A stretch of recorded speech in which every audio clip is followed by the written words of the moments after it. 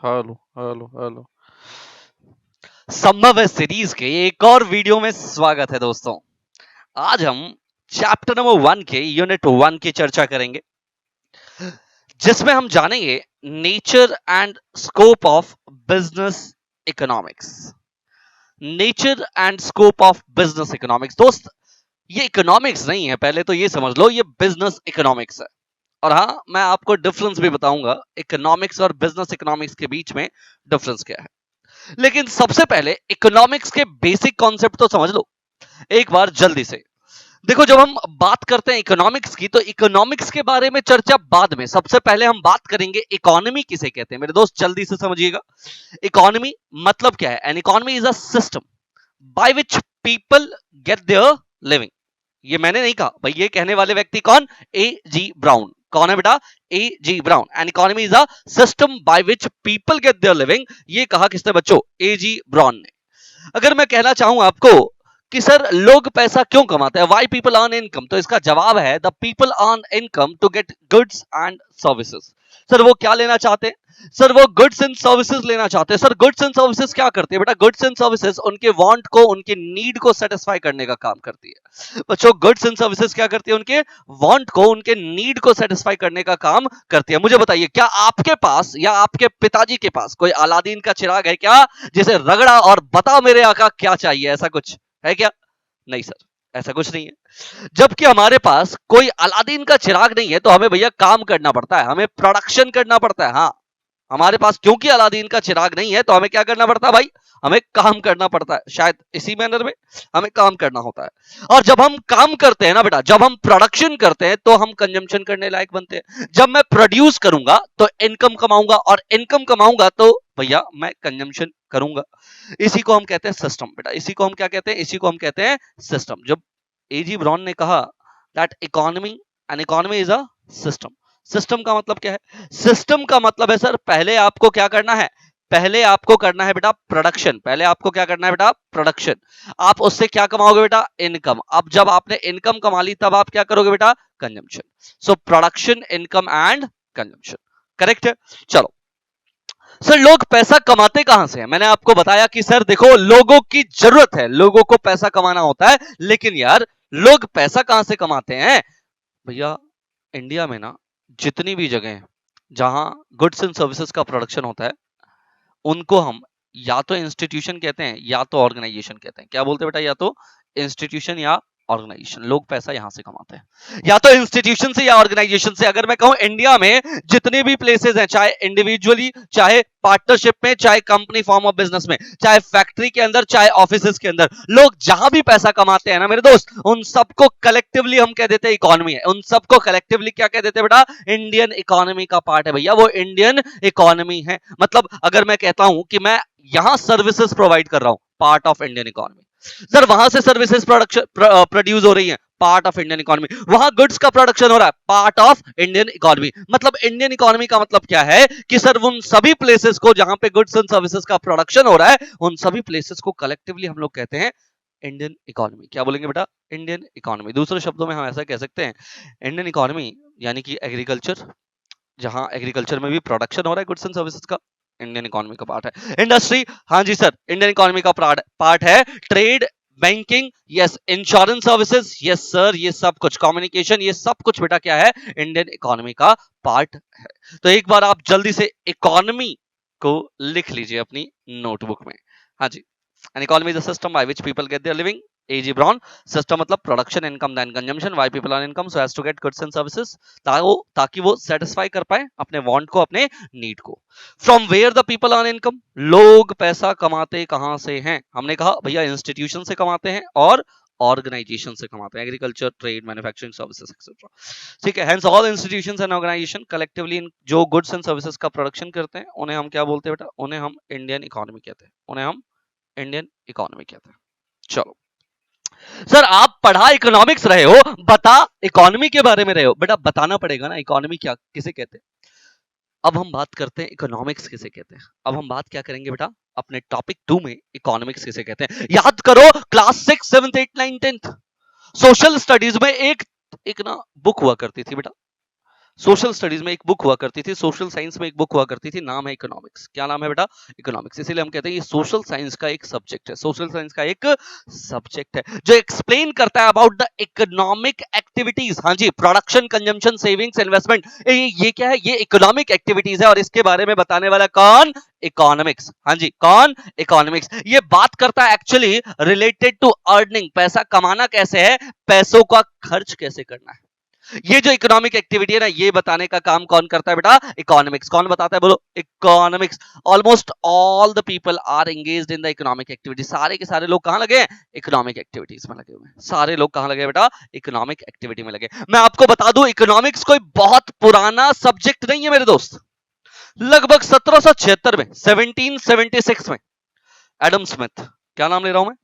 Adam Smith, इन्होंने एक किताब लिखी। किताब का नाम था an inquiry into the nature and causes of wealth of the nation. हाँ जी सर, क्या नाम है? An inquiry into the nature and causes of wealth of the nations, जिसको हम वेल्थ ऑफ नेशंस प्यार से एब्रीवेट करते हैं, wealth of nation, wealth of nation, wealth of nation. हाँ जी, 1776 में इन्होंने एक किताब लिखी। इनको फादर ऑफ इकोनॉमिक्स का दर्जा मिल गया।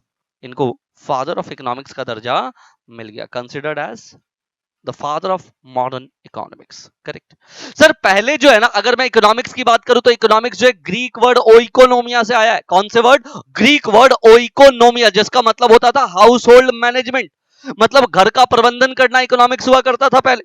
ये तुच्छा काम। लेकिन आज इकोनॉमिक्स पूरे देश को मैनेज करने की बात करता है। आज इकोनॉमिक्स पूरे वर्ल्ड को मैनेज करने की बात करता है। 19th सेंचुरी में इकोनॉमिक्स इकोनॉमिक्स की तरह नहीं, पॉलिटिकल इकोनॉमिक्स की तरह जाना जाता था।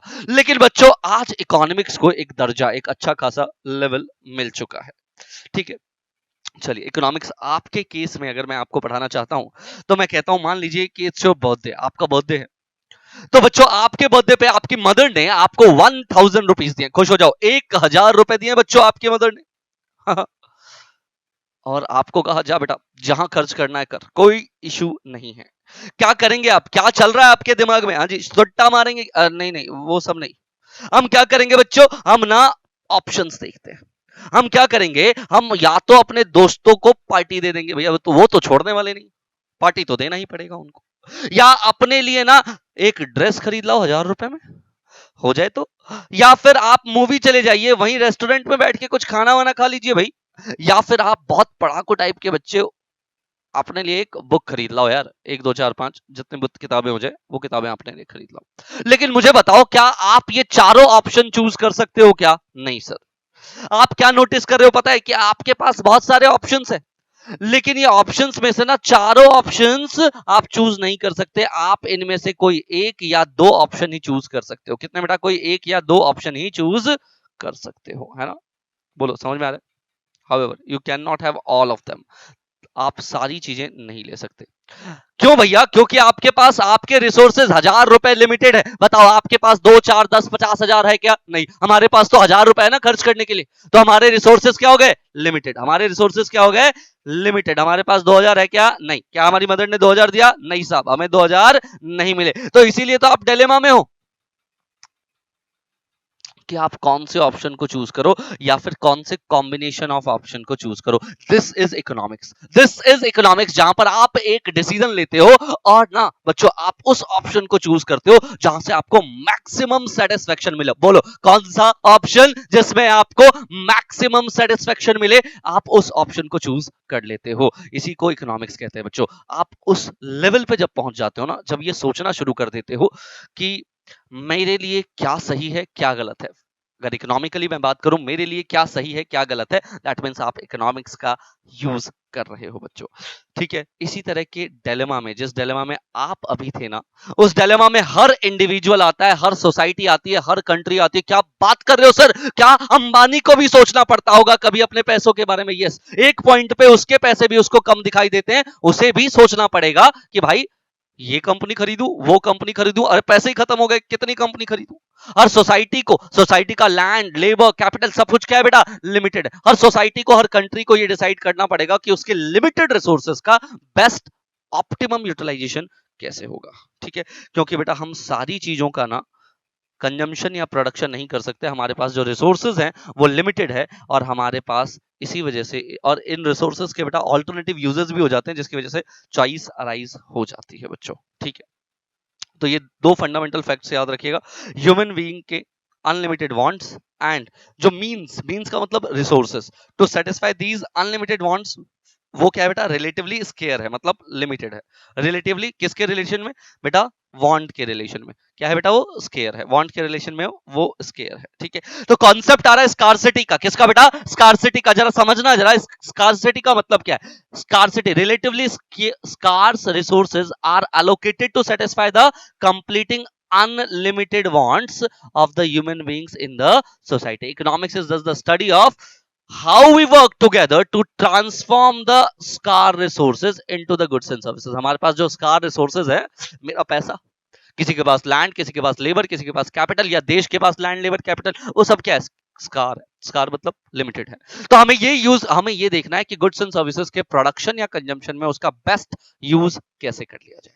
सेटिस्फाई करना है हमारे इनफाइनाइट वांट को, तो हम सारे वांट्स तो सेटिस्फाई नहीं कर सकते, उनमें से जो सबसे इंपॉर्टेंट वाले वांट्स है उनका सेटिस्फेक्शन जरूरी है। And how to distribute these goods and services among ourselves, हम ये आवरसेल्व्स आप अपने में हम ये कैसे डिस्ट्रीब्यूट करेंगे, इन बातों का हमें ध्यान रखना है। ठीक है ना।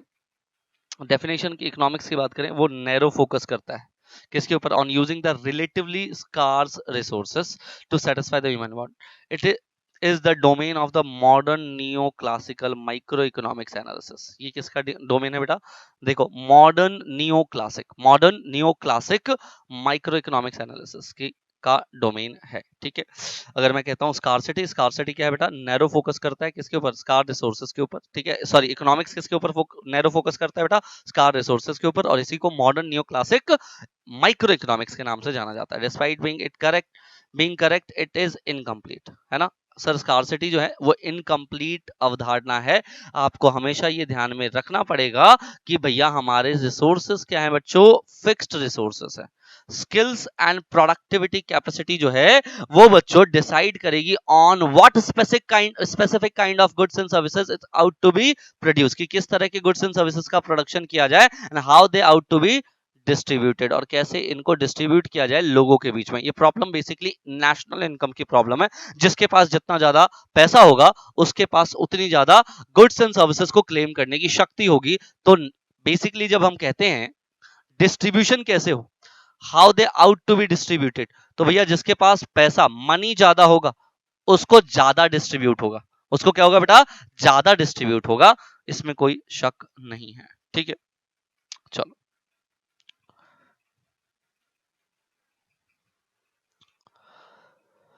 हाँ जी, अब हम बात कर रहे हैं आगे। रिसोर्सेस फिक्स्ड नहीं है सर, क्या बोल रहा हूं मैं, रिसोर्सेस फिक्स्ड नहीं है। कैसी बात कर रहे हो सर, हमने तो अभी तक यही पढ़ा ना, रिसोर्सेस फिक्स्ड है। बेटा बेटा बेटा ध्यान से सुनो, एक्चुअली में रिसोर्सेस फिक्स्ड नहीं है। आपको एजम्पशंस बता दिए गए कि रिसोर्सेस फिक्स्ड होते हैं, बट रियलिटी यही है कि रिसोर्सेस आर नॉट फिक्स्ड। क्या आपने कभी नहीं सुना पॉपुलेशन को बढ़ते हुए कि हमारे देश का पॉपुलेशन बढ़ते जा रहा है, इवन अब तो हमने चाइना को भी पीछे कर दिया, अब हम नंबर 1 हो गए हैं। हमारे यहाँ पर जब पॉपुलेशन बढ़ेगा तो ऑब्वियसली लेबर फोर्स बढ़ेगा या नहीं बढ़ेगा, है ना, बढ़ेगा ना। वो क्या है, रिसोर्सेस बढ़ रहे हैं या नहीं बढ़ रहे सर, बिल्कुल बढ़ रहे हैं सर। आपने कभी सुना है कि नए रॉ मटेरियल उसको डिस्कवर कर लिया गया, राजस्थान में ये मिल गया जी, जम्मू एंड कश्मीर में ये मिल गया जी, सुनते नहीं सुनते, बिल्कुल सुनते हैं सर, है ना।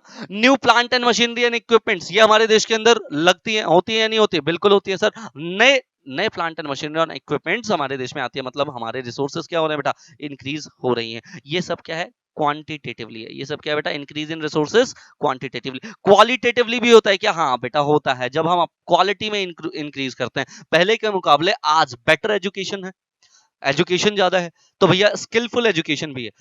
स्किलफुल एजुकेशन है मतलब न्यूली एक्वायर्ड स्किल्स जो है वो इकोनॉमी में आ रही है। तो आप मुझे बताइए कि इससे हमारे रिसोर्सेज बढ़ रहे हैं या नहीं बढ़ रहे, बढ़ रहे हैं सर। क्या डिक्रीज इन रिसोर्सेज भी होता है क्या, याद करो ना, अभी पेंडेमिक गया आपका, उस समय पे क्या हमारे रिसोर्सेज डिक्रीज हुए, हाँ सर उस समय पे हमारे रिसोर्सेज डिक्रीज हुए। उससे पहले ग्लोबल क्राइसिस हुआ था 2007-8 वाला, उस समय पे भी बच्चों हमारे रिसोर्सेज क्या हो गए, डिक्रीज हुए, है ना। उस समय पे factories, worker, other productive resources जो है आइडियल होते हैं, मतलब खाली होते हैं भैया, इनका कोई यूज जनरली नहीं हो रहा होता है। ठीक है, इकोनॉमिक्स देयरफॉर कंसर्न इटसेल्फ किससे? National allocation. हाँ जी, national allocation it's scarce productivity resources to the various uses and it's also deals with the process by which the productive capacity, बोलो productive capacity of these resources is increased, है ना। हम economics में basically बात करते हैं कि हमारे जो लिमिटेड गुड्स एंड सर्विसेज है उसका नेशनल एलोकेशन कैसे हो रहा है। दूसरा, हम प्रोडक्टिव कैपेसिटी की बात करते हैं कि इसको किस तरीके से प्रोडक्टिव कैपेसिटी के तौर पे यूज किया जा सके, and the factor in which in the past have led to sharp fluctuation in the rate of the utilisation of these resources. हम ये देखते हैं कि पहले किस तरीके से फ्लक्चुएशंस रहे थे इनको, इन फैक्टर्स को यूज करने के दौरान। तो हम इन सब चीजों से बेसिकली इकोनॉमिक्स में कंसर्न रखते हैं। सर, इकोनॉमिक स्टडीज, इकोनॉमिक क्या स्टडी करता है बेटा? इकोनॉमिक बहुत सारे इकोनॉमिक इश्यूज की स्टडी करता है। एक बार ध्यान से देखिएगा, बहुत सारे इकोनॉमिक स्टडीज। हाँ जी, कौन से इकोनॉमिक इश्यूज? देखो, प्राइस से रिलेटेड, किससे रिलेटेड? Price, individual price. कहता है भैया इस वाले कमोडिटी का प्राइस बढ़ गया। अच्छा, जनरल प्राइस लेवल, मतलब जनता त्राहिमाम कर रही है सर, पेट्रोल क्या होगा? जनरल प्राइस लेवल, है ना, बढ़ गया। पेट्रोल सबकी जरूरत है, जनरल प्राइस लेवल बढ़ गया। लेकिन अगर मैं कहता हूं आपको बेड या बेडशीट लेना है, जनरली आपके यूज की चीज है, इंडिविजुअल यूज की चीज है अभी, तो हम क्या बोलेंगे बेटा? इकोनॉमिक सॉरी इंडिविजुअल लेवल पे उन कमोडिटीज के भाव आपको बढ़े हुए दिखाई दे रहे हैं। फिर इकोनॉमिक प्रोस्पेरिटी, ये एक इशू होता है या नहीं होता कि भाई देश के अंदर ना समृद्धि नहीं है ना, higher standard of living, correct, ये भैया इशू होता है या नहीं होता? ये भी एक इशू होता है sir. General poverty, poor standard of living, ये भी एक इशू होता है। भैया देखो, एक्स्ट्रा ऑर्डिनरी प्रॉफिट्स, कुछ ऐसे भी बिजनेसेस होते हैं जो बहुत ज्यादा प्रॉफिट्स कमाते हैं, और कुछ ऐसे भी बिजनेसेस होते हैं जो क्लोज शट डाउन करके भाग जाते हैं। बेटा देखो, हम लोग देख रहे हैं किया जिस समय पे देश में आकर के धमाल मचा रही है, उस समय पे बहुत सारे ऑटोमोबाइल इंडस्ट्रीज वो बंद हो रही हैं, बहुत सारे ऑटोमोबाइल फर्म्स वो बंद हो रही है। जैसे उनमें से एक एग्जांपल के तौर पे फोर्ड इंडिया छोड़ के गया, है ना। तो आप देखो, कोई तो क्या कर रहा है? शट डाउन कर रहा है, और कोई तो क्या कर रहा है बेटा? एक्स्ट्रा ऑर्डिनरी प्रॉफिट कमा रहा है। ये सारे इकोनॉमिक इश्यूज जो है, these are the matters fundamentally connected with the economic analysis. हम यहाँ ये सारे मैटर्स जो है वो इकोनॉमिक एनालिसिस से रिलेटेड हैं, ठीक है। बोलो जी, कोई डाउट यहां तक? एक बार देखिए जरा, कोई डाउट यहां तक बताएं।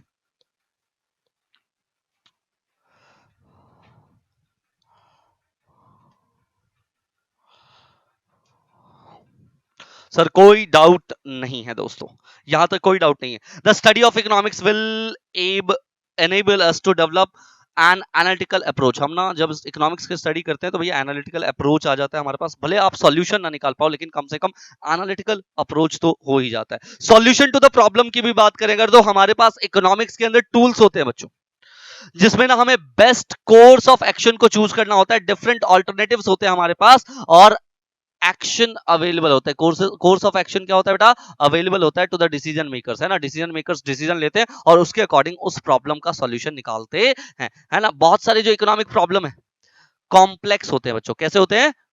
और affected by the several factors. एक फैक्टर का अगर आपने सॉल्यूशन ढूंढ के निकाल दिया ना, दूसरे फैक्टर का प्रॉब्लम अपने आप ही अराइज हो जाता है भाई। प्रॉब्लम ही प्रॉब्लम है ना। और ये ना रूटेड होते हैं इकोनॉमिक्स में पॉलिटिकल एंड सोशल नॉर्म्स में। मतलब जनरली जब हम सॉल्यूशन ढूंढने जाते हैं, तो या तो इकोनॉमिक्स में कोई प्रॉब्लम अराइज हो रही है, या पॉलिटिकल सेटअप में कोई प्रॉब्लम अराइज हो रहा है, या सोशल नॉर्म्स में कोई प्रॉब्लम अराइज हो जाता है। The study of economics can not ensure that all the problems will be appropriately tackled, है ना। अगर आप इकोनॉमिक्स के बहुत बड़े विद्वान हो, इसका मतलब ये नहीं कि आप सारे के सारे प्रॉब्लम्स को टैकल कर लोगे। लेकिन हाँ, याद रखिएगा, एक स्टूडेंट को ये प्रॉब्लम को एग्जामिन करने लायक जरूर बना देगा। अगर आप इकोनॉमिक्स की अच्छी समझ रखते हैं तो आप प्रॉब्लम को एग्जामिन जरूर कर पाएंगे, करेक्ट। हाँ जी, ये टॉपिक नंबर 2 एक बार नोट डाउन कर लीजिएगा दोस्तों। चलें आगे बढ़े। वही सन वाला मदर वाला एग्जांपल है। बिजनेस इकोनॉमिक्स की बात करते हैं। इंपॉर्टेंट टॉपिक है बच्चों, ध्यान से समझिएगा। सबसे पहले एक हाइपोथेटिकल एग्जांपल लेते हैं बिजनेस इकोनॉमिक्स को समझने के लिए। सर, एक company world wide food limited, कौन सी कंपनी बेटा? World wide food limited. Sir उसकी मीटिंग है, उसका ना बोर्ड मीटिंग है, जनरल मीटिंग नहीं है बेटा। इसका क्या है बेटा? बोर्ड मीटिंग है, बोर्ड ऑफ डायरेक्टर्स, मैनेजमेंट बैठी हुई है, बेसिकली आप कह सकते हो। उनमें ना उनके सीईओ है भाई साहब, जिनका नाम है मिस्टर जी रामामूर्ति। क्या नाम है बेटा? मिस्टर जी रामामूर्ति। ये कहते हैं, ये क्वेश्चन रेज करते हैं और ये कहते हैं, well ladies and gentleman, what do you say shall we go into the soft drink business? इनका प्रपोजल है, क्या कहते हो आप लोग कि क्या हमें सॉफ्ट ड्रिंक का बिजनेस स्टार्ट करना चाहिए क्या? वहां पर एक व्यक्ति बैठे, बेटा Swaminathan. Swaminathan board of director के मेंबर है बेसिकली। कहते सर ये जल्दी हो जाएगा, give us time sir. You are asking us to approve a major decision. Sir छोटी मोटी बात नहीं, आप कह रहे हैं सीधा एक कोल्ड ड्रिंक इंडस्ट्री में आपको कूदना है, ये आसान बात नहीं है sir. Which will have long term impact. अगर हम चूज करते हैं ना कोल्ड ड्रिंक इंडस्ट्री में जाना, तो इससे लॉन्ग टर्म इंपैक्ट होगा कंपनी के डायरेक्शन के ऊपर। किसके ऊपर? डायरेक्शन ऑफ कंपनी के ऊपर। बोलो समझ में आ रही है बात स्वामीनाथन की?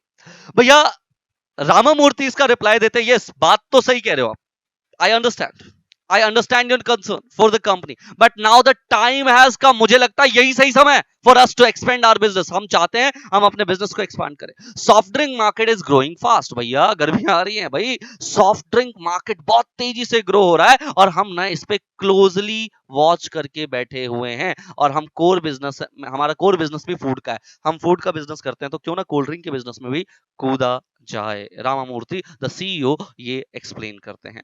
फिर उसके बाद एक और बोर्ड मेंबर वो क्या कहते हैं, देखना बेटा। But the competition from the white soft drink limited and black nectar limited is tough.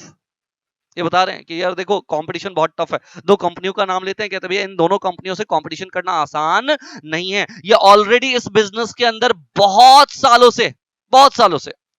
तो रामामूर्ति इनका जवाब देते हैं, yes yes yes you are right, आपकी एनालिसिस बहुत बढ़िया है, but we must not forget that the statistic shows that there is still room. अभी भी ना इन्होंने पूरा मार्केट कैप्चर नहीं किया है। हम जैसे लोग अगर मार्केट में जाएंगे तो हम भैया मार्केट को बड़ी जल्दी जो है कैप्चर कर पाएंगे। रामामूर्ति साहब द सीईओ ये कह रहे हैं। फिर यहां पे अशोक अग्रवाल एक और बोर्ड मेंबर बोल पड़ते हैं, सर भूलो मत स्वाति फूड में भी कोशिश की थी सॉफ्ट ड्रिंक मार्केट में जाने की और वो फेल्ड हो गए बहुत बुरी तरीके से फेल हो गए। इसके अलावा द प्रोजेक्शन जो आप लेकर के आए हो ना, वो लास्ट 10 ईयर का डेटा है भैया, पुराने डेटा के बेसिस पे आप ये प्रोजेक्शन दिखा रहे हो हमें। और इसकी क्या गारंटी है कि जो ट्रेंड आप हमें पिछले 10 सालों का ट्रेंड शो कर रहे हो ये कंटिन्यू रहे? भैया ऐसा है ना कि आजकल जो इंडियंस है ना वो हेल्थ कॉन्शियस हो रहे हैं, वो कोल्ड ड्रिंक शायद कुछ टाइम के बाद पीना बंद कर देंगे। अशोक अग्रवाल देख रहे हो क्या मस्त बातें बोली इन्होंने। फिर आते बेटा अपने रामामूर्ति कहते हैं, well friends your concern are logical. मैं आपकी बातों की का आदर करता हूं लेकिन करूंगा तो अपनी खैर। I have given much thought of these ifs and buts. मैंने बहुत सोचा है इसके इफ के बारे में, मैंने इसके बट के बारे में।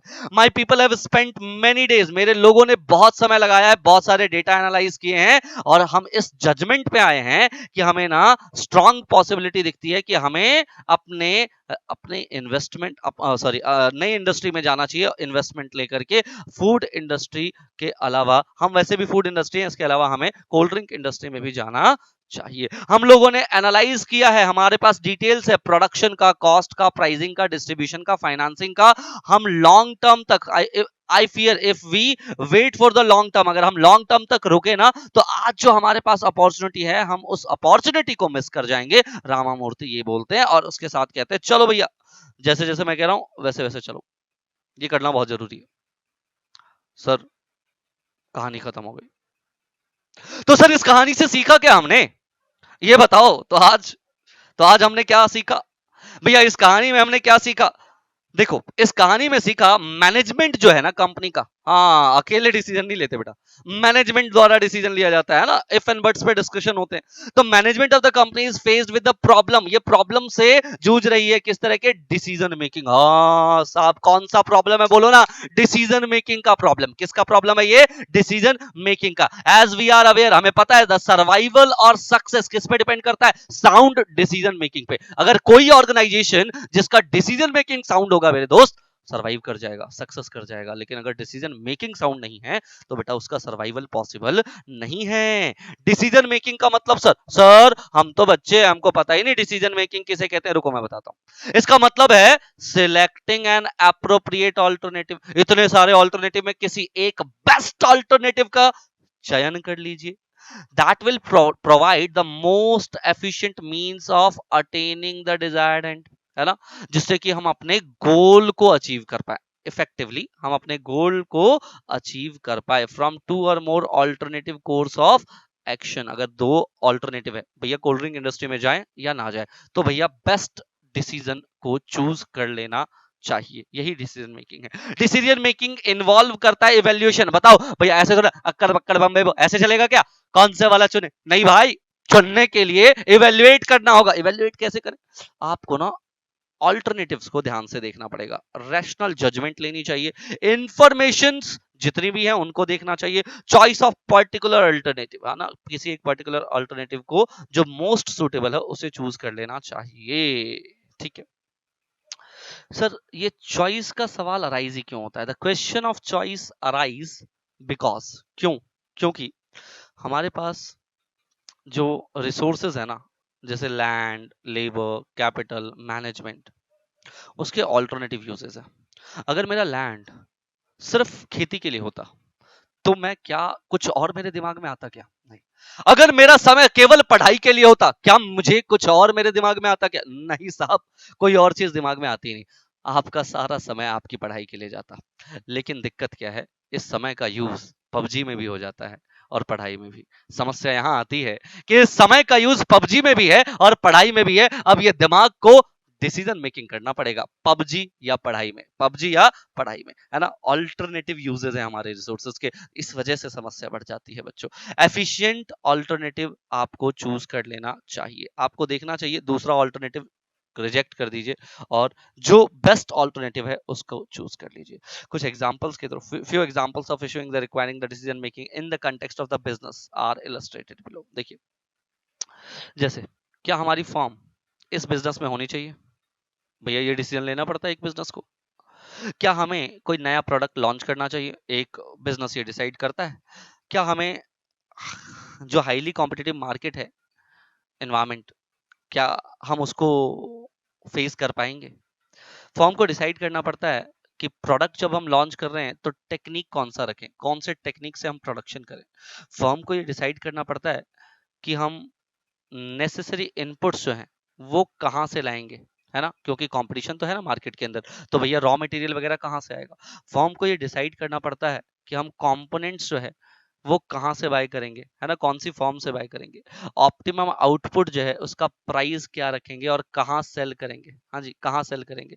मार्केट कौन सा होगा हमारा, ये डिसाइड करना पड़ता है। कौन से कस्टमर्स होंगे हमारे, ये डिसाइड करना पड़ता है बच्चों। ठीक है ना। मार्केटिंग स्ट्रेटेजी क्या होगी, क्या हमें फ्री में देना है पहले चीजें, क्या मार्केटिंग स्ट्रेटेजी क्या है, ये हमें डिसाइड करना पड़ता है। रिस्क क्या होंगे बेटा, अनसर्टेनिटीज क्या होंगी, हमें ये डिसाइड करना पड़ता है। मतलब आप देख रहे हो, हमें ना बिजनेस जब हम चलाते हैं तो बिजनेस में हमें बहुत सारी समस्याएं आती हैं। ये कुछ एग्जांपल इलिस्ट्रेटिव है भैया, पढ़ने की जरूरत है क्या? नहीं नहीं नहीं नहीं, बिल्कुल भी नहीं, बस मैंने आपको पढ़ा दिया, आपकी बुक में गिवन था, that's why. Decision making on the above as well as similar issues. भैया अबव, हाँ, जो ऊपर मैंने आपको सारे के सारे इश्यूज बताए ना, वो और इस जैसे बहुत सारे सिमिलर इश्यूज पे आपको डिसीजन देना पड़ेगा। क्या ये सिंपल है क्या? ना जी ना, ये सिंपल नहीं। क्या ये स्ट्रेट फॉरवर्ड है क्या? आसान नहीं है बच्चों। Economic environment in which the form function is highly complex and dynamic. Change होता है ना दोस्त, चेंज होता है भैया। इकोनॉमिक एनवायरनमेंट क्या है? चेंज इन नेचर, डायनामिक है ना बच्चों, और कॉम्प्लेक्स, जटिल तो है ही है। Problem gate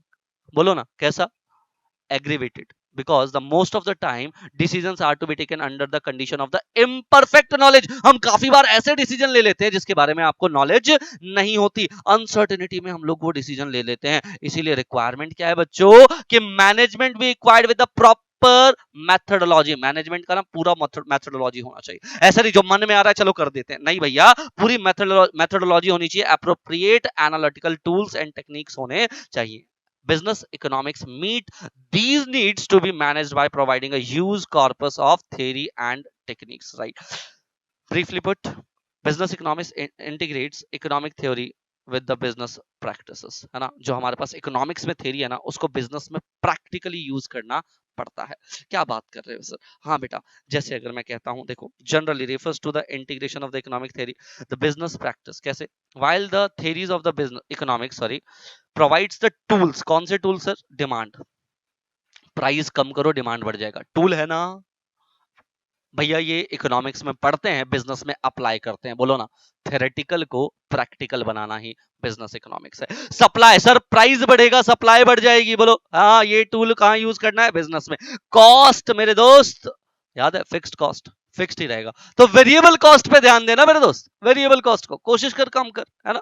prices, yes, and competition, ये ध्यान में रखना पड़ेगा। Business economics apply these tools in the process of the business decision making. Thus, business economics comprise of that part of the economic knowledge, logic, theories and analytical tools, है ना। तो भैया business economics में हम economics का knowledge रखते हैं, logic लगाते हैं, थेरीज को देखते हैं और एनालिटिकल टूल्स का यूज करते हैं। हम कह सकते हैं सर अप्लाइड इकोनॉमिक्स होता है। बिजनेस इकोनॉमिक्स क्या होता है बच्चों? बच्चों बोलो ना, अप्लाइड इकोनॉमिक्स होता है। That fill the gap between the economic theory and business practice, है ना। इकोनॉमिक थेरी और बिजनेस प्रैक्टिस के बीच का जो गैप है ना, थेरी कुछ और है, प्रैक्टिस कुछ और होता है। इस गैप को फुलफिल कौन करता है बेटा? Business economics. कौन करता है बोलो? Business economics. आ जाइए, business economics has close connection किसके साथ बेटा? Micro as well as macro economics, यानी इकोनॉमिक थ्योरी। हाँ जी, इकोनॉमिक थ्योरी कौन कौन से? माइक्रो और मैक्रो। बोलो, research, operations research, statistics, mathematical and theory का डिसीजन मेकिंग, ये सब कुछ कहां होता है बच्चों? बोलो, a professional business economist has to integrate the concept of methods from all the discipline in order to understand or analyze the practical managerial problem। हमने जितना कुछ पढ़ा ना, जितने डिसिप्लिन पढ़े, हमने जितने जितने भी लॉज पढ़े, डिसिप्लिन लॉज, वो सारे अप्लाई करने ना कहा बिजनेस इकोनॉमिक्स में। हाँ, इंग्लिश में भयंकर बातें बोल देते हैं बस, और कुछ नहीं। Business economics is not only valuable to business decision market but also useful to managers of not for profit organizations such as NGO and voluntary organization। ऐसा नहीं कि सर बिजनेस इकोनॉमिक्स मतलब सिर्फ बिजनेस में, एनजीओ में भी काम करेगा sir business economics, voluntary organisations में भी काम करेगा मेरे दोस्त। ठीक है, आगे बढ़े। डेफिनेशन क्या है बिजनेस इकोनॉमिक्स की? बाबा से मिलिए पहले तो। बाबा का नाम क्या है? जॉल डीन। बोलो क्या नाम है बेटा? जॉल डीन। वो क्या बोलते हैं? कहते हैं बिजनेस इकोनॉमिक्स में भी defined as the use of the economic analysis. जो इकोनॉमिक एनालिसिस तुमने किया ना, वही यूज करना बिजनेस इकोनॉमिक्स है। अच्छा, आंखें खोल दी बाबा ने। बाबा कह रहे हैं जो इकोनॉमिक्स है उसका यूज करना बिजनेस इकोनॉमिक्स है, to make the business decisions. हाँ जी, क्या करना है आपको? बिजनेस डिसीजंस को लेना। इकोनॉमिक एनालिसिस करो, बिजनेस का डिसीजन लो। अच्छा, इकोनॉमिक एनालिसिस किया, बिजनेस का डिसीजन लिया, यही बिजनेस इकोनॉमिक्स है। यही क्या है? बिजनेस इकोनॉमिक्स है। लो जी, जॉल डीन साहब कहते हैं business economics in terms of the use of the economics analysis is the formulation of business policy. हाँ जी, बिजनेस पॉलिसी बना दो। अच्छा, एनालिसिस करो, पॉलिसी बनाओ, डिसीजन लो। एनालिसिस करो, पॉलिसी बनाओ, डिसीजन लो। ठीक है सर, ठीक है। Business economics is essential a component of applied economics. हाँ, बिजनेस इकोनॉमिक्स अप्लाइड इकोनॉमिक्स होता है, पढ़ रहे हैं हम इतनी देर से। It includes application of selective quantitative techniques. ये क्वांटिटेटिव टेक्निक्स एक बार याद कर लेना यार। देखो, लीनियर प्रोग्रामिंग पढ़ा नहीं है हमने सर, मैथ्स में थोड़ा पढ़ा होगा। रिग्रेसिव एनालिसिस, है ना, कैपिटल बजटिंग, ये आप एफएम में पढ़ोगे। Break even analysis, financial management नाम का एक चैप्टर है, कॉस्ट एनालिसिस, वहां पर पढ़ोगे आप लोग ये तीन चीजें। ठीक है, regressive analysis and linear planning, capital budgeting, break even points and cost analysis. ठीक है ना। चलो सर, याद हो गया सर, कोई दिक्कत ही नहीं, बिल्कुल याद होगा तुमको, है ना। ये सब चीजें एक बार नोट डाउन कर लीजिए। नेचर पे बात करते बेटा, नेचर ऑफ बिजनेस इकोनॉमिक्स। हाँ जी, economics has been broadly divided into two parts, micro macro. बचपन याद करो ना, इकोनॉमिक्स कितने ब्रांचेस है बच्चों? इकोनॉमिक्स के दो, माइक्रो मैक्रो। कितने? दो, माइक्रो मैक्रो। हाँ जी, before explaining the nature of business economics it is pertinent to understand the distinction between these two। क्या सर माइक्रो मैक्रो के बीच में डिफरेंस बताओगे? हाँ, पहले माइक्रो की बात करते हैं। सर माइक्रो स्टडी ना, देखो मैं आपको आसान कर देता हूं ना, किताबों में जो दिया उससे आसान देखते एक बार। अगर आप पूरे के पूरे फॉरेस्ट की स्टडी करते हो, मैक्रो। फॉरेस्ट में एक पेड़ की स्टडी करते हो, एक ट्री की स्टडी करते हो, माइक्रो। क्या बोल रहे बेटा? एक पेड़ की स्टडी माइक्रो। हाँ, इंडिविजुअल प्रॉब्लम की स्टडी क्या है बच्चों? Micro. It basically the study of the behaviour of different individuals. हाँ, अलग अलग इंडिविजुअल्स क्या हो गया? माइक्रो। ऑर्गेनाइजेशन, हाँ ये भी क्या हो गया? माइक्रो, है ना। In the other word, micro economics examine करता है इंडिविजुअल यूनिट्स को। किसको बच्चों? कंज्यूमर कह लीजिए या एक फॉर्म कह लीजिए। Make decision as how to efficiently allocate their scare resources, है ना। मैंने आपको कहा ना, इकोनॉमिक्स का सबसे बड़ा काम, रिसोर्सेस लिमिटेड है, उसका कैसे यूज करना है इंडिविजुअल को।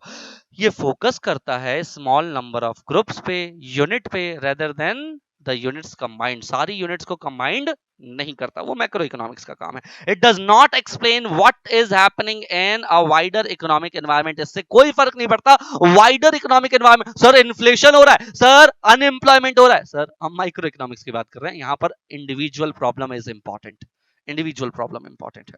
जैसे प्रोडक्ट का प्राइस क्या रखें, कंज्यूमर का behaviour, factor pricing, economic condition है ना ऑफ सेक्शन ऑफ पीपल, किसी सेक्शन ऑफ पीपल की बात कर रहे हैं हम लोग, बिहेवियर ऑफ फर्म, फर्म्स का बिहेव कैसा होगा, और लोकेशन ऑफ इंडस्ट्री, इंडस्ट्री का लोकेशन कैसा है। चलिए बोलिए जी, कोई डाउट यहाँ? नहीं सर, किसी तरह का कोई डाउट नहीं है। तो आओ जी मैक्रो इकोनॉमिक्स की तरफ देखते हैं जरा। मैक्रो इकोनॉमिक्स कहता है ये स्टडी है इकोनॉमिक फिनोमिना का। अच्छा, यहां भी इकोनॉमिक फिनोमिना, नॉन इकोनॉमिक की बात कौन करेगा भाई? जहां पैसों से रिलेटेड, इकोनॉमिक से रिलेटेड बात होगी उसी फिनोमिना की बात होगी ना। हाँ सर ऐसा हो ना, मोदी जी अमेरिका गए, नॉन इकोनॉमिक फिनोमिना, अपने को लेना देना नहीं, हम बात करेंगे इकोनॉमिक फिनोमिना पे। किस पे बेटा? Economic phenomena, the economy as a whole rather than its individual parts. हम पूरे इकोनॉमी एज अ होल की बात करेंगे, इंडिविजुअल पार्ट्स पे बात नहीं करेंगे। Accordingly in the macro economics we study the behaviour of the large economic aggregate such as overall production कितना हो रहा है, एम्प्लॉयमेंट क्या है, टोटल कंजम्पशन क्या है, टोटल सेविंग, टोटल इन्वेस्टमेंट क्या है, एक्सपोर्ट्स क्या हो रहे हैं, इंपोर्ट्स क्या हो रहे हैं, फॉरेन से इन्वेस्टमेंट कितना है सर, इन सब चीजों पे बात करेंगे। ये सब हो गया मैक्रो इकोनॉमिक्स, ठीक है। It analyse the overall economic environment in which the firm, government, house hold operate करती हो, उन सारे के सारे एनवायरनमेंट की analysis macro economics. However it should be kept in mind that the economic environment जो है ना भैया, वो रिप्रेजेंट करता है ओवरऑल इफेक्ट ऑफ इननंबरेबल डिसीजंस, है ना। इकोनॉमिक एनवायरनमेंट में बहुत सारे डिसीजंस लिए जाते हैं और इसके द्वारा जो है बेटा मैक्रो इकोनॉमिक्स अफेक्ट होता है, ठीक है। A fewer areas that comes under the macroeconomics are national income, national output, जल्दी जल्दी पढ़ लो, general price level, interest का rate, balance of trade, balance of payment, external value of currency, और अच्छा जी savings हो गया, investment हो गया, employment हो गया, rate of economic growth हो गया। मुझे लगता है कोई ऐसी चीज है जो आपने कभी सुनी ना हो। हाँ जी, हाँ, पढ़ा लिखा बच्चा जरूर सुनेगा इतनी बातें तो। आगे बढ़े। Nature of business economics, business economics का नेचर कैसा है देखना बेटा ध्यान से। हमने कहा इकोनॉमिक्स जो होता है ना, इकोनॉमिक वर्ल्ड बहुत कॉम्प्लेक्स है, जटिलताएं बहुत है, अरे समस्याएं बहुत है बच्चों, a lot of interdependence among the decision, है ना। इंटरडिपेंडेंसी बहुत है भैया, करेक्ट। अगर अगर मैं कोई डिसीजन लेना भी चाहता हूँ लेकिन सामने वाली फॉर्म या सामने गवर्नमेंट का अप्रूवल नहीं है, बताओ मैं वो डिसीजन ले सकता हूँ क्या? नहीं ले सकते। Activities of the economic, economic entities, हाँ जी, ये सब कुछ कॉम्प्लेक्स रहता है। देखिए इकोनॉमिक्स थेरीज आर हाइपोथेटिकल, हाँ इकोनॉमिक्स में जो थेरीज होते हैं जनरली हाइपोथेटिकल होती है, सिंपलेस्ट होती है इन कैरेक्टर, इकोनॉमिक मॉडल के ऊपर बेस्ड होती है, सिंप्लीफाइंग एजम्पशंस के ऊपर बेस्ड होती है। हम कुछ एजम्पशन लेते हैं तभी हम कोई लॉ ड्रॉ करते हैं, कोई लॉ पे पहुंचते हैं, किसी कंक्लूजन पे पहुंचते हैं। तो ना हमेशा एक गैप होता है between the proposition of the economic theory and happening in the real economic world। जो रियल इकोनॉमिक वर्ल्ड में हो रहा है वो अलग है और इकोनॉमिक थ्योरी जो है वो अलग बातें कर रही है। ये गैप जो है वो भरने का काम करती है इकोनॉमिक्स, बिजनेस इकोनॉमिक्स, ठीक है। Business economics enables application of the economic logical and analytical tools to bridge the gap। ये गैप को भरने का काम कौन करता है बेटा? Business economics. पहले भी मैं आपसे डिस्कस कर चुका हूँ ये।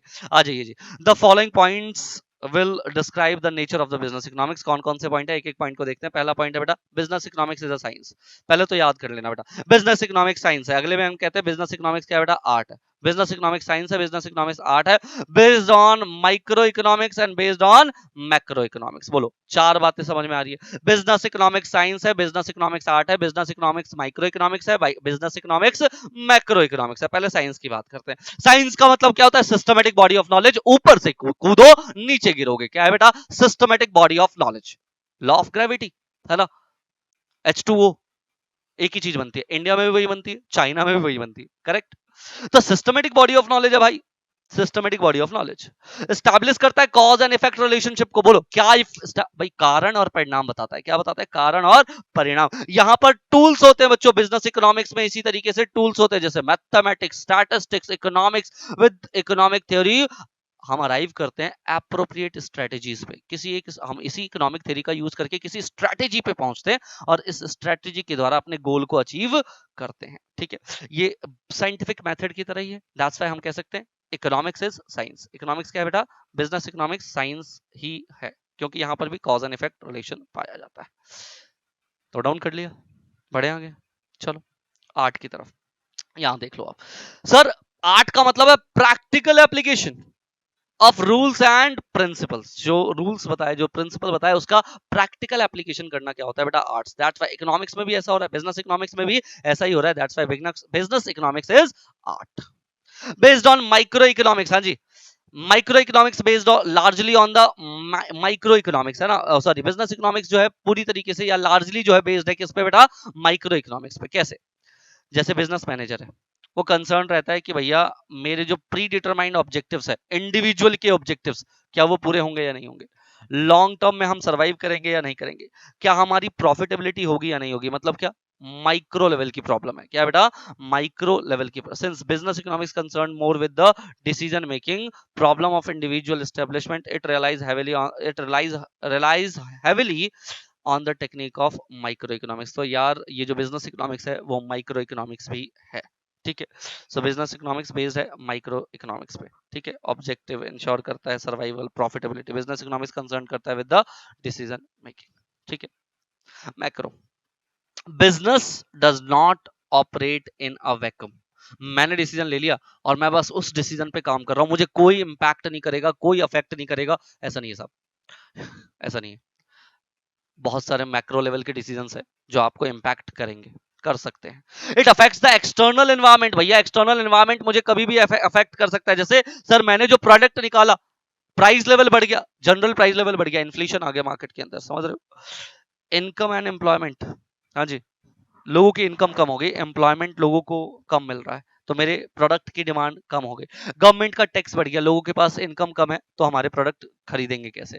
इंटरेस्ट का रेट बढ़ गया साहब, एक्सचेंज का रेट्स बढ़ गया या घट गया, जो भी कह लो। Industries, price, distribution, wages, regulation, monopolies का कुछ भी चेंज हो सकता है बच्चों, इसकी वजह से मेरा बिजनेस इंपैक्ट हो जाएगा। All these R component of macro economics. These business must be, बोलो ना, acquainted with these and other macroeconomic variables present as well as future, ठीक है, present as well as future, correct.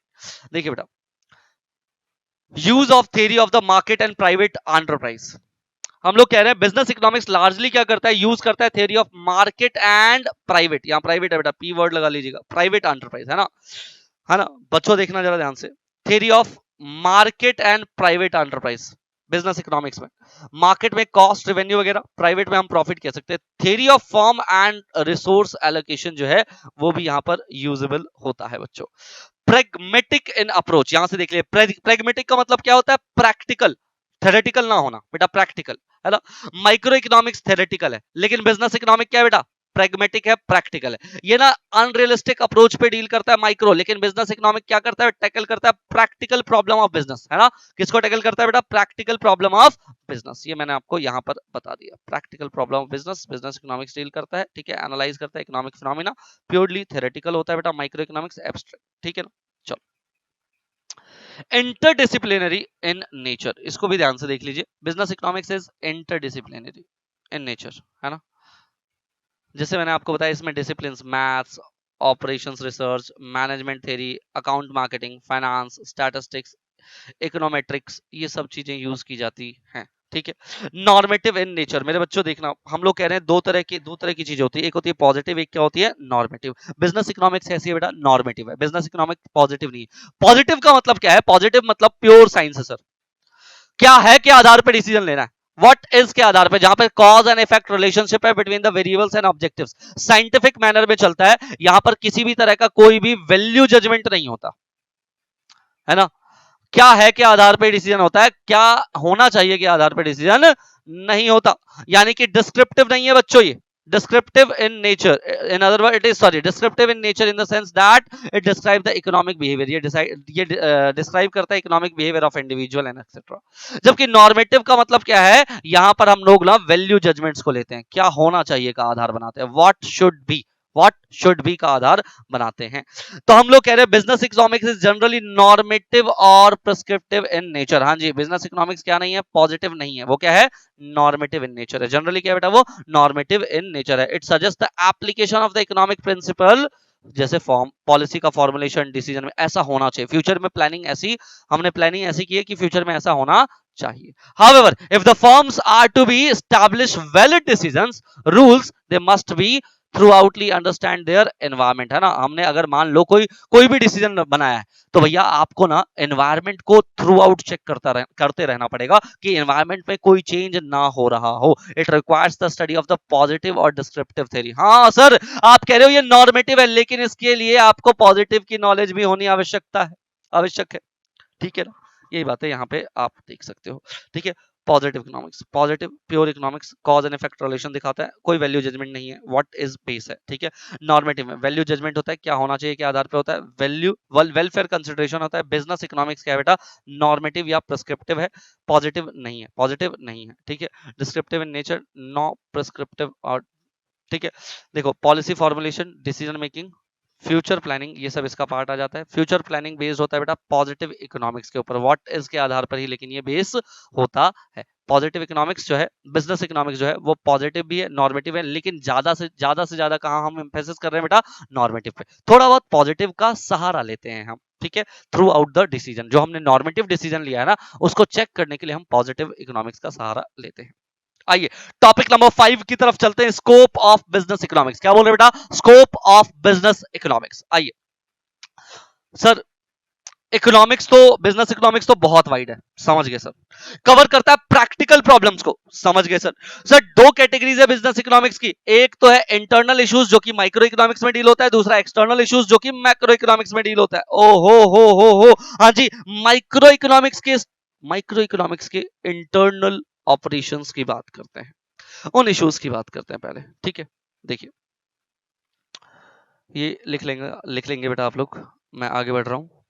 देखिएगा, मैंने यहाँ पे आपको बता रखा है बिजनेस, साइज, प्रोडक्ट, टेक्नोलॉजी, ये सब क्या है, ये सब आपके पास प्रमोशन, फाइनेंस, ये सब इंटरनल इश्यूज है. जबकि एक्सटर्नल इश्यूज में competition, government policy, general price level, है ना, ये सब कुछ क्या है बेटा, इंटरनेशनल मार्केट वगैरह, ये सब कुछ एक्सटर्नल या फिर मैक्रो लेवल की बातें हैं. ठीक है. सबसे पहले हम बात करते हैं बेटा माइक्रो लेवल की बातें. देखो हम लोग क्या बात कर रहे हैं बेटा, स्कोप में माइक्रो इकोनॉमिक्स का स्कोप क्या है, डिमांड एनालिसिस एंड फोरकास्टिंग. ध्यान से देखिए, डिमांड एनालिसिस एंड फोरकास्टिंग. देखो, demand analysis pertain to the behaviour of consumer, है ना. डिमांड एनालिसिस में किसका बिहेवियर देखते हो आप, कंज्यूमर का. It studies the nature of consumer preference, ये बताता है आपको कंज्यूमर का प्रेफरेंस कैसा है, and the effect of change in the determination of demand such as price of the commodity, consumer की income, price of the related commodity, and consumer का taste and preference. Demand की forecasting करना कि future में demand कितना होगा, वो technique क्या है, प्रेडिक्शन करना है आपको, क्या, फ्यूचर डिमांड का, फ्यूचर की गुड्स एंड सर्विसेज की डिमांड का. ठीक है. एक्यूरेट फोरकास्टिंग कर रहे हैं आप, कोशिश ऐसी करिए कि आपकी फोरकास्टिंग क्या हो बेटा, एक्यूरेट हो. ठीक है ना. आप देखिए यहाँ पे ये लिखा हुआ है, हायर डिमांड की फोरकास्टिंग करोगे, है ना. मैनेजर डिमांड को फोरकास्ट करेगा पास्ट बिहेवियर के अकॉर्डिंग, किसके according, scientific tools and past behaviour के अकॉर्डिंग, और उसकी कैपेबिलिटी पे डिपेंड करता है कि वो एक्यूरेट फोरकास्ट कर पा रहा है या नहीं कर पा रहा है. और जैसे ही आपने फोरकास्ट किया कि फ्यूचर में डिमांड ज्यादा होने वाला है, तो फ्यूचर में डिमांड ज्यादा होने वाला है मतलब फर्म को अरेंज करना पड़ेगा machine, equipment, raw material and labour को. बच्चों ये बातें यहां लिखी है. ठीक है ना. कोई दिक्कत नहीं सर, कोई समस्या नहीं है. अब हम बात करते हैं सेकंड माइक्रो लेवल के स्कोप की, that is production and cost analysis. अब हम बात कर रहे हैं बेटा production and cost analysis. Sir पहली बात तो प्रोडक्शन एक्सप्लेन करता है relation between the input and output. देखो ना, इनपुट लगाया कपड़ा, आउटपुट निकला shirt, relation between the input, ज्यादा कपड़ा ज्यादा शर्ट, कम कपड़ा कम शर्ट, इनपुट और आउटपुट के बीच के रिलेशन को हम लोग क्या कहते हैं बेटा, प्रोडक्शन. क्या कहते हैं बेटा, production. Business economist had let to the decision on the optimum size of output, objective of the firm, and also ensure that the firm is not incurring undue cost, है ना. बेसिकली आपको देखना पड़ेगा कि कॉस्ट तो नहीं लग रहा ज्यादा फालतू का, आपको देखना पड़ेगा हमारा ऑब्जेक्टिव क्या है, आपको देखना पड़ेगा ऑप्टिमम साइज ऑफ आउटपुट क्या है, ज्यादा प्रोडक्शन होकर के भी ना हो जाए और कम प्रोडक्शन भी ना रह जाए. प्रोडक्शन एनालिसिस इनेबल करता है firm to decide the choice of appropriate technology. Production analysis में आपको चूज करना पड़ेगा कौन सी टेक्नोलॉजी का यूज करना है, least cost input mix technique का यूज करना चाहिए भैया, एफिशिएंट वे का यूज करना चाहिए, ये सब देखना पड़ेगा. कॉस्ट की एनालिसिस जो है वो बिहेवियर ऑफ कॉस्ट को देख करके होगा, आउटपुट को देख के होगा, टाइम पीरियड को देख के होगा, प्लांट को चेंज करना है क्या उनका साइज, इसको देख करके किया जाएगा, मैक्सिमाइज प्रॉफिट के उद्देश्य से किया जाएगा। करेक्ट, ये लिखा हुआ है बेटा। Behaviour, fixed cost, production, variable cost, time period, short run, long run cost, size of plant, increase करना है या डिक्रीज करना है ना। टाइम पीरियड के आधार पे आपको पता है short run and long run दो तरह के कॉस्ट होते हैं हमारे पास। बिहेवियर के आधार पे फिक्स्ड कॉस्ट होता है एंड वेरिएबल कॉस्ट होता है, ठीक है ना, कोई दिक्कत। प्रोडक्शन चाहे कितना ही बढ़े या घटे, फिक्स्ड कॉस्ट पे कोई चेंज नहीं होता। प्रोडक्शन बढ़ेगा वेरिएबल कॉस्ट बढ़ जाएगा, प्रोडक्शन कम होगा वेरिएबल कॉस्ट कम। फॉर्म एम करती है मैक्सिमम प्रॉफिट को, किसको बेटा, मैक्सिमम प्रॉफिट को, desired level of output produce at the minimum cost, कोशिश यही रहती है हर फॉर्म की। इन्वेंट्री मैनेजमेंट की बात कर लेते हैं बच्चों। देखो माइक्रो लेवल के स्कोप की बात कर रहे हैं हम लोग, यहाँ पर इन्वेंट्री मैनेजमेंट भी आ जाता है ना। हम कितना प्रोडक्शन कर रहे हैं, उसमें कितना हम सप्लाई करेंगे और कितना हम इन्वेंट्री की तरह रखेंगे।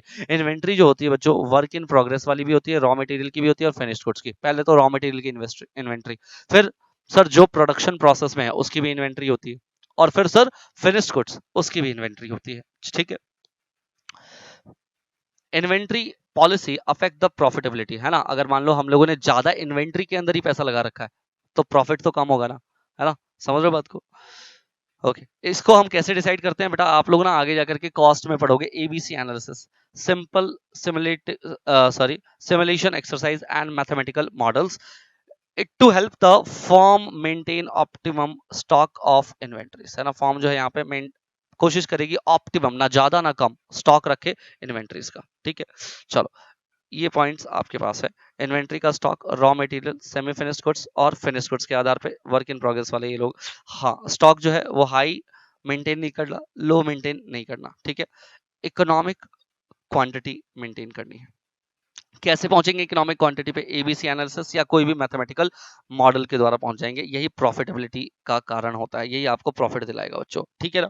Market structure and pricing policy, देखो मार्केट का स्ट्रक्चर क्या है, परफेक्ट कंपटीशन मार्केट में हो क्या, या इम्परफेक्ट कंपटीशन मार्केट के अंदर हो। आप मोनोपोली में हो, मोनोपोलिस्टिक में हो, ओलिगोपोली में हो, तो डिसीजंस बाय मोनोपोलिस्ट, यहाँ पर जो है डिसीजन मोनोपोलिस्ट ले रहा है। मोनोपोलिस्टिक के अंदर यहाँ पर क्या हो रहा है बेटा, कॉम्पिटिटिव नेचर कैसा है, कंपटीशन किस तरह का। ओलिगोपोली के अंदर जो डिसीजन है वो ओलिगोपोलिस्ट ले रहा है ना, कंपटीशन लेस होता है यहाँ पे, करेक्ट। फिर प्राइसिंग पॉलिसी की बात करेंगे, how the price is determined, कैसे डिटरमाइन हो रहा है, क्या डिमांड एंड सप्लाई के द्वारा डिटरमाइन हो रहा है क्या, है ना। सूटेबल प्राइस पॉलिसी है क्या हमारे पास, ये हम बात कर रहे हैं यहाँ पे, ठीक है। चलो इसके बाद आगे बढ़े। रिसोर्स एलोकेशन, कुछ नहीं है बेटा, रिसोर्स एलोकेशन यहां देखो रिसोर्सेस क्या है, लिमिटेड, ऑप्टिमम यूटिलाइजेशन हो, इसके लिए टूल क्या है, लीनियर प्रोग्रामिंग एक टूल है, मैथमेटिक्स टूल है और इकोनोमेट्रिक्स टूल है। देखो ना, business economics with the help of the advance tool होना चाहिए। लीनियर प्रोग्रामिंग एडवांस टूल है, मैथमेटिक्स एक टूल है और इकोनोमेट्रिक्स एक टूल है बच्चों। Theory of the capital and investment decision, हम यहां बात कर रहे हैं बेटा capital decision and investment decision. बच्चों कैपिटल और इन्वेस्टमेंट, देखो पहले दिन जो पैसा लगाया वो कैपिटल, ड्यूरिंग द पीरियड जो पैसा लगाया वो इन्वेस्टमेंट, यही आपको क्या बनाएगी, मैक्सिमम प्रॉफिट देगी। ज्यादा पैसा लगा दिया भैया, रिटर्न कम आ रहा है, कोई फायदा है क्या, बिल्कुल फायदा नहीं है। फॉर्म को सेंसिबल पॉलिसी रखनी पड़ेगी, साइंटिफिक फॉर्मूला लगाना पड़ेगा और कैपिटल को उसके अकॉर्डिंग जो है एलोकेट करना पड़ेगा। कोई दिक्कत नहीं सर। प्रॉफिट एनालिसिस, प्रॉफिट जो है हमेशा याद रखिएगा अनसर्टेन होता है, चेंज होता रहता है भैया, प्राइस के अंदर चेंजिंग होता है, मार्केट कंडीशन के अंदर। तो भैया प्रॉफिट में भी तो चेंज होगा ना, हमेशा प्रॉफिट सेम होगा क्या, नहीं, बिल्कुल नहीं। तो यार गाइड करना है फर्म को कि आउटपुट को बढ़ाना है या नहीं बढ़ाना, नए एम्प्लॉइज को हायर करना है या नहीं करना, नई टेक्नोलॉजी यूज करनी है क्या, फ्यूचर की प्लानिंग के जरिए हम गाइड करेंगे फर्म को बच्चों। बोलिए, रिस्क एंड अनसर्टेनिटी एनालिसिस, तो भैया रिस्क बेटा कैलकुलेटेड होना चाहिए होता है, लेकिन अनसर्टेनिटी क्या होती है बेटा, अनकैलकुलेटेड। रिस्क कैलकुलेटेड होता है, अनसर्टेनिटी क्या होती है बेटा, अनकैलकुलेटेड। हेल्प करता है ये बिजनेस को कैसे, डिसीजन मेकिंग में और फॉर्मुलेटिंग प्लान्स को बनाने में, ठीक है जी। आ जाइए जी, मैंने आपको कहा था ना स्कोप में माइक्रो भी और मैक्रो भी है। अब हम मैक्रो की बात करते हैं। देखो बच्चों मैक्रो लेवल पे हम अगर बात करें तो एनवायरमेंटल फैक्टर्स की बात करते हैं, वो फंक्शनिंग और परफॉर्मेंस ऑफ बिजनेस पे बहुत बड़ा इंफ्लुएंस डालते हैं। जो बिजनेस डिसीजन है ना बच्चों, can not take without considering the present, future environmental factors. As the management of the firm has no control over these factors. आप बताओ मैक्रो इकोनॉमिक्स के ऊपर क्या मैनेजमेंट का कोई कंट्रोल है क्या? नहीं सर, मैनेजमेंट का कोई कंट्रोल नहीं है. It should fine tune its policy to minimize their adverse effect. Correct ना? कोशिश यही रखनी है कि भैया हम ऐसी पॉलिसी बनाए जिसपे ना मिनिमम इंपैक्ट आए. क्या है बच्चों? मिनिमम इंपैक्ट आए. ठीक है. The major macro economic factors कौन कौन से हो सकते हैं? देखो, टाइप ऑफ इकोनॉमिक सिस्टम. कैसा इकोनॉमिक सिस्टम है भाई तुम्हारा? बताओ. इकोनॉमिक सिस्टम क्या हो सकता है बच्चों? Sir capitalism, socialism, mixed economy. Stage of the business cycle. Sir business cycle का स्टेज कैसा है? बोलो कैसा स्केल हो सकता है? यहां लिख के दिया मैंने, देखिए देखो, ये देखो सर. मैक्रो इकोनॉमिक्स से सेंट्रल बैंक का रेशो कैसा है? सीआरआर एसएलआर है ना. कैश रिजर्व रेशो कैसा है? स्टैट्यूटरी लिक्विडिटी रेशो क्या है? रेट क्या है सर? रेपो रेट क्या है? रिवर्स रेपो रेट क्या है? इससे भी फर्क पड़ता है. बिल्कुल sir. Environmental issues, political issues, employment के इश्यूज, बिजनेस साइकिल बूम है क्या? रिसेशन चल रहा है क्या? डिप्रेशन चल रहा है क्या? नेशनल इनकम कैसा है? गवर्नमेंट की पॉलिसी कैसी है बच्चों? Industrial policy, competitive policy, fiscal policy, foreign trade policy कैसी है? इन सब चीजों से फर्क पड़ता है. यही सब लिखा है. देखो जनरल ट्रेंड क्या चल रहा है? नेशनल इनकम का, एम्प्लॉयमेंट का, प्राइस का, सेविंग का, इन्वेस्टमेंट का, गवर्नमेंट की इकोनॉमिक पॉलिसी, इंडस्ट्रियल, कॉम्पिटिटिव बता दिया ना तुमको. Working of central government, financial market, capital market and so on. Trade union, हाँ ये भी देख लो. Socio economic organisation, trade union का क्या हिसाब किताब है? प्रोड्यूसर का, कंज्यूमर यूनियन का, कोऑपरेटिव का, सोशल एंड पॉलिटिकल एनवायरमेंट का. मतलब देखो कितनी सारी चीजें हैं भाई मैक्रो में. डायरेक्ट इंपैक्ट करती है आपके बिजनेस को, याद रखिएगा. और कंट्रोलेबल नहीं होती बच्चों, आप इसको कंट्रोल नहीं करते. बिजनेस डिसीजन जो है हमेशा मैक्रो फैक्टर को ध्यान में रख करके लेना चाहिए, और ऐसे लेना चाहिए कि मैक्रो फैक्टर आपको कम से कम इंपैक्ट कर पाए मेरे दोस्त. आई होप आपको ये लेक्चर समझ में आया होगा. अभी के लिए बाय बाय. मिलते बच्चों अगले लेक्चर में. टाटा.